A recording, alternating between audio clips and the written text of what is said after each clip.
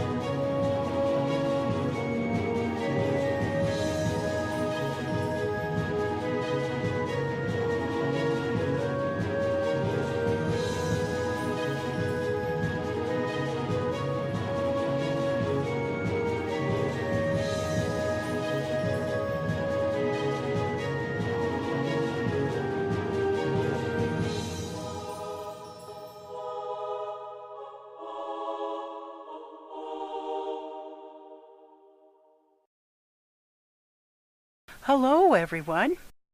Welcome to this lecture. I am Sandie La Nae and I am a Nevada author. This is Arline La Ferry. She is a docent and special works historian at the Nevada Historical Society in Reno, Nevada. Arline and I have written and are writing a series of what we title Weird Books. So far we have published Weird Reno, Weird Carson City, Weird Haunted Virginia City, Weird Silver Terrace Cemetery, and Weird Virginia City, our trilogy of Virginia City volumes. Each book is filled with interesting facts, anecdotes, thrills and chills, trivia, and fun and enlightening bits and pieces of information. Weird Silver Terrace Cemetery was written a bit differently, however, more to the point at one particular place than our other volumes that encompass information about a town or an area. We wrote this special weird book because so much rich and important history about the Silver Terrace Cemetery has been lost or forgotten. But thanks to our book, this is no longer the case. This book represents a graveyard of the Victorian times in which cemeteries were a place of joy, beauty, and comfort, as opposed to the scary, darker side of the earlier Puritan era. Many Virginia Cityites came here not just for burial, but for picnics, for quiet reflections, and to visit loved ones who passed on. Victorian cemeteries were viewed as gardens, as places for contemplation, and for the enjoyment of nature. This volume also speaks of cemetery residents who might never be known about or remembered if it weren't for our book. And as a side note, I thank Arline a thousandfold for her remarkable research and exclusive personal files that went into writing this volume. Oh, and I added a couple of sentences or two. Now I will expound on a few of the articles written in some chapters of this book for this lecture. Virginia City was founded in 1859, and during its heyday, the population was over 25,000. What better place to say goodbye to your loved ones than laying them to rest in this once beautifully landscaped and terraced cemetery in this remarkable mining town? Actually, this cemetery is a combination of 11 cemeteries. First built was the Masonic section in 1865. Following sections were those of the West Coast Pioneers, Knights of Pythias, Catholic, Oddfellows, Silver Terrace, West End, Exempt Firemen, Wilson Brown, Ancient Order of Redmond, and the County Cemetery, not particularly created in this order. Why so many different cemeteries? The Silver Terrace Cemetery followed the rigid burial rules of the Victorian era in the fact that citizens were interred according to ethnic, religious, civic, professional, and fraternal lines. Even in death, the populace was unequal. The very first cemetery was created smack dab in the middle of town, but as the community grew, cemeteries were built outside the city limits. In fact, the Catholic cemetery was located in 3 different places before finally establishing itself at the eastern portion of the Silver Terrace cemeteries. And each cemetery occupant was exhumed and reburied each time a new Catholic cemetery was created. As you can see by these maps, the Jewish cemetery was located at the far northeast side of town, and the Chinese cemetery was located at the southeast side of town. At one time, when there was a burial in this mining town's cemetery, it could draw well over 60 carriages and a multitude of citizens. Many attended not only to mourn the deceased, but for another occasion to visit a favored site, the cemetery, the pride of the town's residents. Some of the finest of the ages lay to rest in this cemetery, such as Edward Ferris Story. The county in which Virginia City sits in is named after Story. He finally received a noteworthy tombstone 70 years after his burial.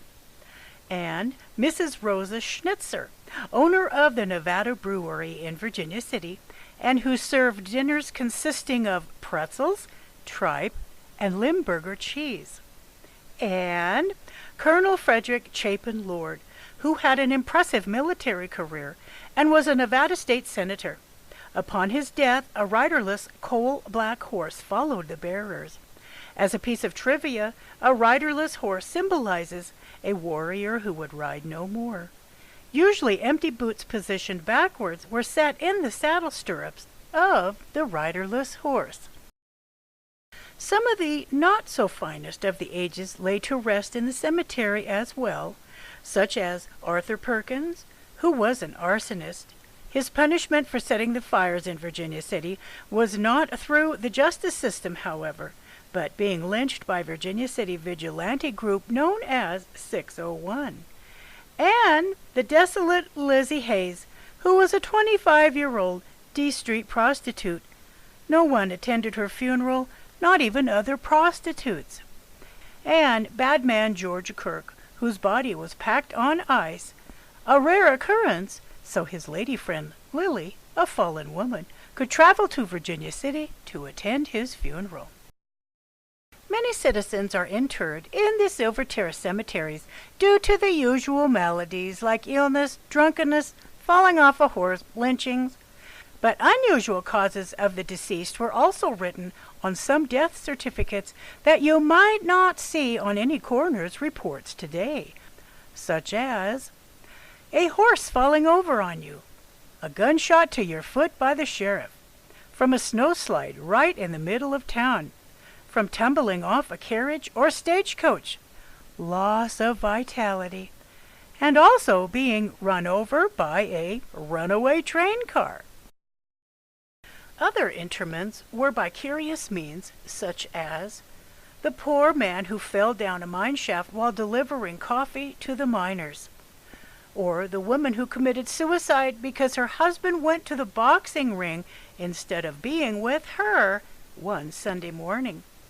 Or, like the death happening from a gunshot when 2 men were arguing over whose turn it was with a particular lady of the evening. Or, like the man who died from a self-inflicted wound because he and his wife had religious differences. Vandalism. Yes, this poor cemetery has suffered through years of vandalism, and it started when the cemetery was first established. There were many complaints to the caretaker that fresh flowers were taken from one grave and placed on another. Also through the years, tombstones have been toppled over, broken, and destroyed. Just for the hell of it, one teenager replied to the sheriff's question when he was caught in the act of tipping over 13 headstones. It wasn't just the beautiful marble and granite tombstones that were being vandalized, however. Bending, breaking, digging up, and stealing wooden and metal fences suffered the same fate. In the mid-1900s, one such heinous act of pilfering happened. 2 California men were arrested after stealing 2,500 pounds of iron enclosures and gateways. The antique iron was to be sold in the black market to make furniture, a fad that was spreading across the West at the time. Fortunately, all the iron stolen was found in a storage locker near Lake Tahoe. Restoration. As mentioned, vandalism began as soon as the cemetery was established, and so restoration started up at the very beginning as well, such as recarving text on the monuments, cleansing defacements, repairing the inscriptions on wooden markers, repairing the fencing, replanting dead trees, plants, and clover, pulling weeds and sagebrush, grading the road to and roadways in the cemetery, ridding debris that flew in on the winds, etc., etc., etc. There is a lot of effort involved in keeping an expansive cemetery, such as the Silver Terrace Cemetery, clean and tidy. One man's efforts were heaven sent. Father Paul Meineke arrived in Virginia City in 1963. He and his diligence and methodical work at restoring the Silver Terrace Cemetery is given universal credit by all for pushing the plight of the cemeteries into the minds of the residents, visitors, and politicians alike. It is noteworthy to mention that the Comstock Cemetery Foundation still utilizes his survey work as an invaluable research tool. If you have the chance to walk around in the Silver Terrace Cemetery, you will see beautiful headstones and monuments that grace this burial ground. The delicate patterns of a blacksmith's art form appeal in the intricate iron fencings. Top artisans and stonemasons, such as H. Muckle, show their talent by having carved exquisite head and footstones. Weathered wooden tombstones dot the area as well as unique metal markers. This type of marker, as you see on the right, was labeled as white bronze, but was actually not even made of bronze. The monuments were cast of pure zinc. Zinc forms a coating of zinc carbonate that, when it is left exposed, is rust resistant. The monuments will take on a bluish-gray color, which is the result of the zinc carbonate. The term white bronze was used only to make the monument sound more appealing upon purchase and display. J.M. McCormick, the memorial producer, created not only tombstones but works of art. This piece of his work marks the last resting place of John C. Morgan, one of the victims of the Gould and Curry burning mine disaster on June 26, 1887. It stands over 6 feet high and is made of the finest Vermont marble.